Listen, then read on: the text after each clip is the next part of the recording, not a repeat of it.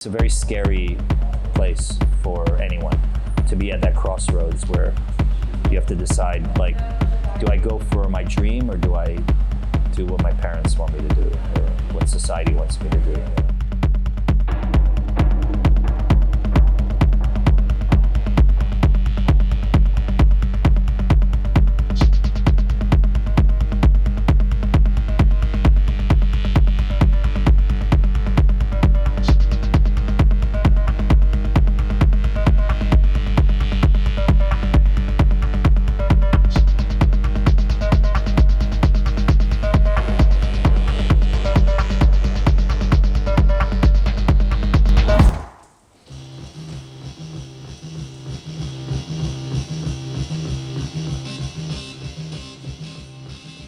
Stuff I grew up listening to. This is from the 70s.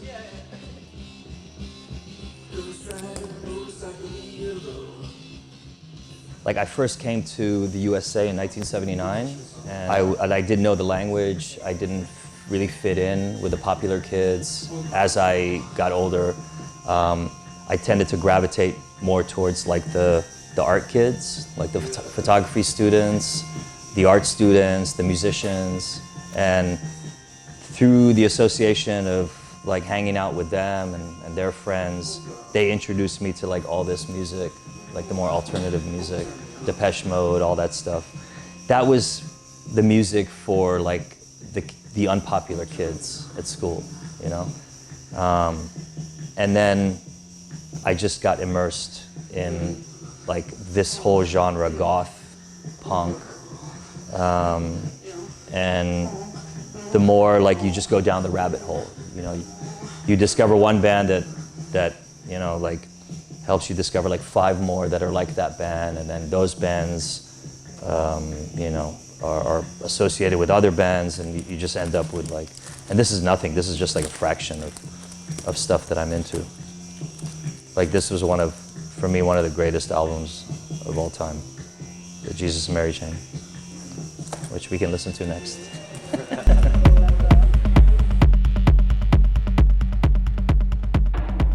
When I first went solo, I really wanted to work on interesting projects, and I'd always been a fan of Nitzareb, and the opportunity just kind of presented itself to work on that. And like every project that I worked on as a solo artist, it was important for me during that period of time where I started to establish myself to really think about like my legacy, like what do I want to leave behind? You know, when you release a piece, when you're working on it, it's like yours, you know, once it's out there, it's going to be out there forever. So for me, it became important that whatever I put out there, I have to be proud of, you know, I have to like be able to like look back on it and think that I made no compromises, and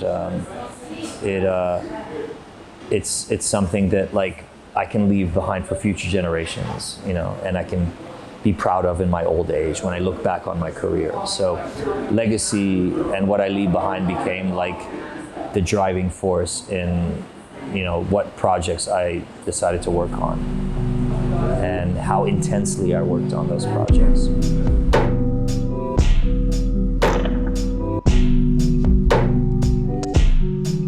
This is a sake that I've been to this brewery. I can't remember what part of Japan, but like the wife, like it's a husband and wife that own the brewery, super, super old, and the wife has a grand piano inside the brewery, and she plays basically to help the sake come out better. When I first started traveling to Japan, at a certain point I realized sake was, you know, the drink that I preferred to put me in the right kind of frame of mind before my shows. But like I really wanted to take sake classes, and yeah, I just became completely immersed in sake culture.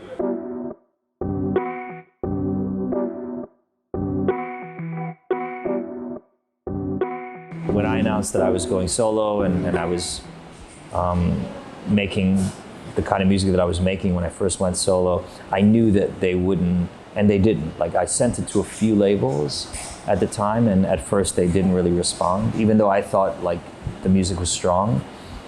And so I just had to create my own outlet to release this music.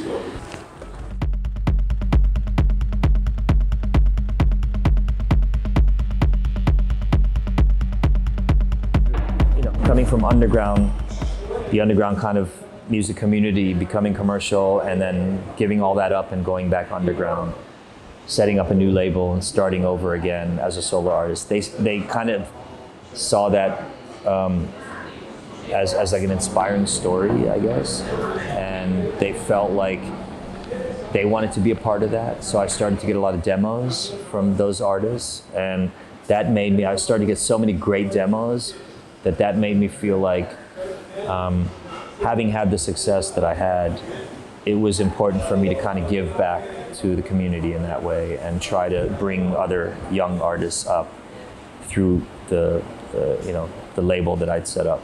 Turned into like a label that was starting to like feature and develop emerging artists that I was discovering around the world. And that kind of became like a really big part of the label. Like a lot of people looked at SciTech as like a launching pad for their own career. And so that was important for me creatively. Yeah, it helped me realize the importance of the label that I had set up, and like helping others kind of helped me in the same process. It inspired me to like continue to evolve my sound and do something that inspires all these other people that are looking up to me.